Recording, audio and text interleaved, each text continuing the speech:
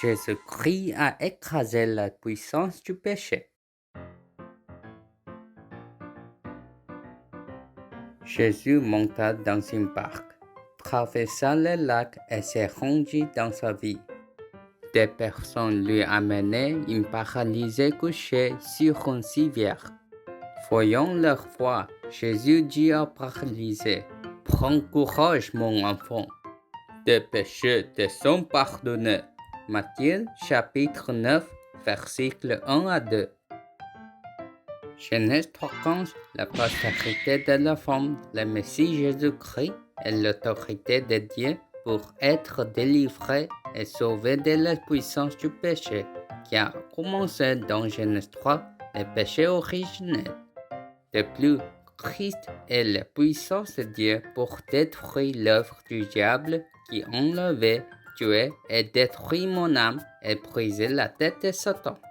Si nous restons continuer la bataille spirituelle qui écrasait la tête du Satan au nom du Christ le Messie, la postérité de la femme de Genèse 3 chaque jour, vous pouvez échapper au monde de Satan qui vous contrôle pour vivre comme un menteur, un ange de lumière, avec envie et jalousie et une colère, mesquinerie et plainte.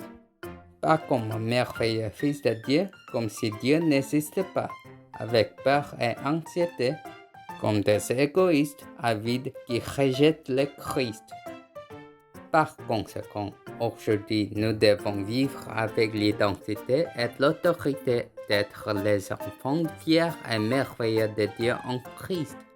Jésus est Christ. Nous sommes enfants de Dieu. Tous les problèmes sont finis. Remplis du Saint-Esprit. Évangélisation mondiale. Aujourd'hui, dans Matthieu 9, 1 à 8, Jésus a guéri un homme paralysé qui était allongé sur un lit dans la ville de Capernaum. Allons-nous tous entrer dans la parole de Dieu et voir exactement comment Jésus a guéri les paralytiques. Jésus monta dans une barque et retourna à Capernaum, près de la mer de Galilée. Et Dieu enseignait la parole dans une maison. Beaucoup de gens qui ont entendu parler de Jésus se sont réunis pour écouter les paroles de Jésus. La maison où se trouvait Jésus était déjà pleine de gens. Et il y avait tellement de gens dehors qu'il n'y avait pas de place pour entrer par la porte. Mais à ce moment, il y avait un homme qui est venu rencontrer Jésus. Mais il n'est pas venu à Jésus de lui-même comme tout le monde. Ses 4 amis l'ont porté alors qu'il était allongé sur le lit. Cet homme couché dans son lit était paralysé. La paralysie est une maladie très effrayante qui empêche progressivement les corps de mauvais à volonté. Pour les paralytiques qui voulaient voir Jésus mais ne pouvaient pas le trouver, ses amis croyaient que s'ils l'amenaient à Jésus, Jésus le guérirait sûrement. Ils vont donc à Jésus avec les paralytiques sur les lits.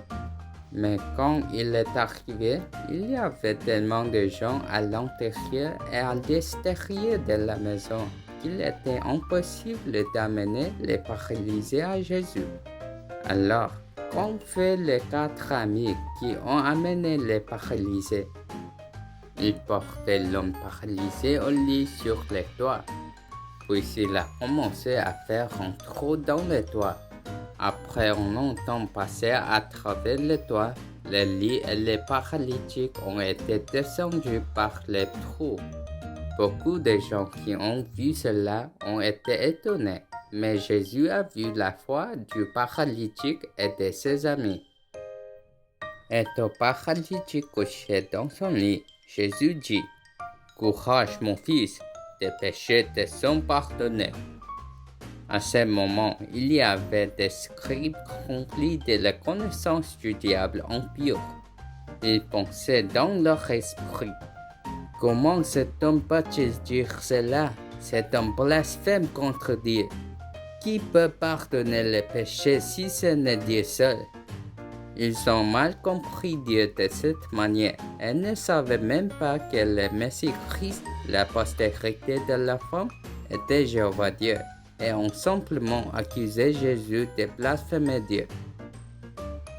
Jésus, qui connaissait bien ceux qui n'acceptaient pas le Christ, a dit: Pourquoi avez-vous de mauvaises pensées dans votre cœur? Quoi de plus facile? Dire au paralytique que ses péchés lui sont pardonnés, ou se lever, prendre sa natte et marche.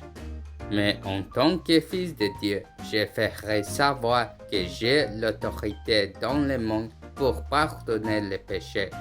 A-t-il dit au paralytique: Je te le dis, lève-toi, prends ta natte et rentre chez toi. Alors, le paralysé se leva, prit les lits sur lesquels il était couché et sortit avant tout le monde. Tout le monde là-bas s'est émerveillé et a glorifié Dieu. Alors, pourquoi Jésus a-t-il dit à l'homme paralysé allongé dans son lit: Prends courage, tes péchés te sont pardonnés? À l'origine, les humains ont été créés en tant qu'êtres spirituels, heureux à l'image et la ressemblance de Dieu. Comme un poisson doit vivre dans l'eau, les oiseaux dans le ciel et les arbres enracinés au sol pour être heureux, les humains créés comme des êtres spirituels respirant le souffle de Dieu doivent être avec Dieu qui est esprit pour être heureux. Cependant, avant la création, l'ancien serpent ou grand dragon est tombé sur cette terre étant contre Dieu et a trompé le monde entier, apportant les ténèbres, le chaos et le vide aux les humains. Le diable, le mauvais esprit est invisible, mais il est venu premier. Satan, qui est apparu dans Genèse 3, a parlé à travers le serpent. Même si tu manges les fruits, tu ne mourras jamais, sachant que si tu manges ceci, tes yeux souffriront et tu seras comme Dieu, connaissant le bien et le mal. Et il a dit de ne pas manger. Comme ça, Satan a trompé Adam et Ève avec des mensonges, les a séparés de Dieu et les fait à tomber dans le péché. Enfin, la postérité d'Adam est condamnée à mort par le pouvoir du péché et vit comme esclave du diable, qui s'est emparé de tout le monde avec la peur, l'anxiété, l'inquiétude et la douleur de l'inconnu. C'est pourquoi Jésus-Christ, le Fils de Dieu, est venu sur cette terre sous forme humaine pour libérer chacun de l'esclavage du diable et de la peur de mourir par la puissance du péché. Et en versant son précieux sang sur la croix, il a résolu tous les problèmes fondamentaux d'être liés par Satan, qui nous a séparés de Dieu. Aujourd'hui, le paralytique et ses amis ont appris que la postérité de la femme de Genèse 3:15, le Christ est Dieu, qui nous délivrera de la puissance du péché. Jésus ne répond qu'à ceux qui ont soif de lui. Courage, mon fils, tes péchés te sont pardonnés. Comme Jésus l'a dit, les paralytiques croyaient que seul le Christ avait le pouvoir de pardonner les péchés. Ainsi, après avoir entendu les paroles de Jésus, il a immédiatement dit « Amen » et a agi selon la foi. Puis un miracle vraiment incroyable lui arrivait.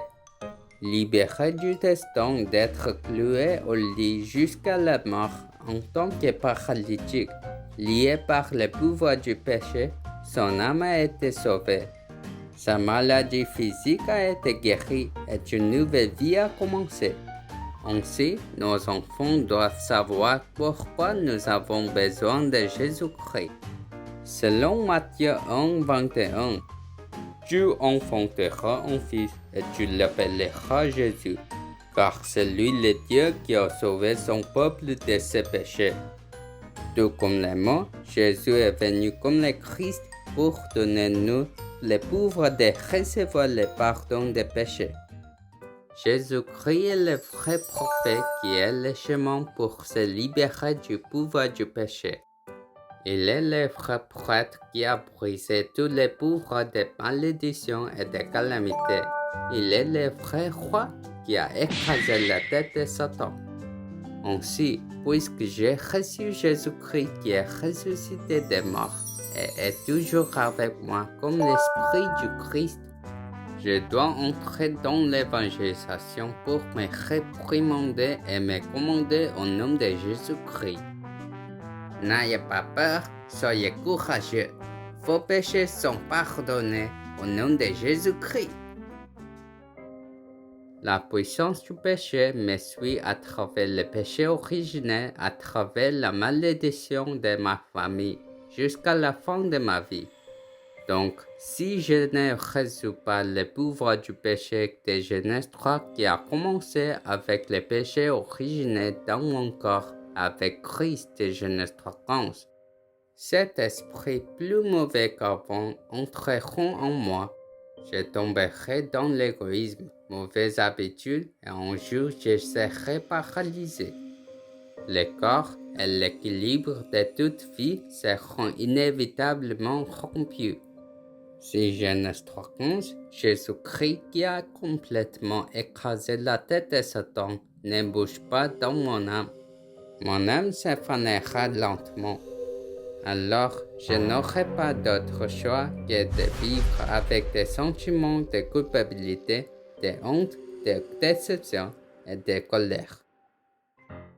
La vérité que Jésus est le Christ doit entrer dans mon corps pour connaître le Christ, l'autorité pour pardonner les péchés, briser le pouvoir du péché et être habilité par le Christ à obtenir la vraie liberté, le bonheur et la vie éternelle.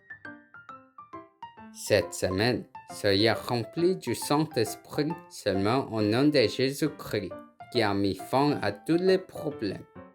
Avec les secrets de l'évangélisation pour se proclamer, tes péchés te sont pardonnés au nom du Christ. Je vous bénis pour devenir les hommes spirituels, faisant briller la lumière du Christ dans 237 pays à travers le monde, tout en jouissant de l'identité et l'autorité d'être un enfant de Dieu. Dieu Tout-Puissant, j'accepte le Messie Jésus, postérité de la femme de Genèse 3:15, comme mon Christ qui est venu me sauver quand j'étais lié par les puissances du péché qui a commencé dans le péché originel de Genèse 3. Merci de m'avoir fait recommencer en Christ avec l'identité et l'autorité d'être votre enfant et de sortir de mon ancien destin de faire le travail du diable. Chaque jour, je me proclamerai. Courage, mon fils, tes péchés te sont pardonnés au nom du Christ. Par le combat spirituel, laissez-moi être libéré du pouvoir du péché lié par Satan et devenir les hommes spirituels qui marchent fièrement vers les 237 pays à travers le monde et réaliser les rêves de l'évangélisation mondiale. Je prie au nom de Jésus-Christ. Amen.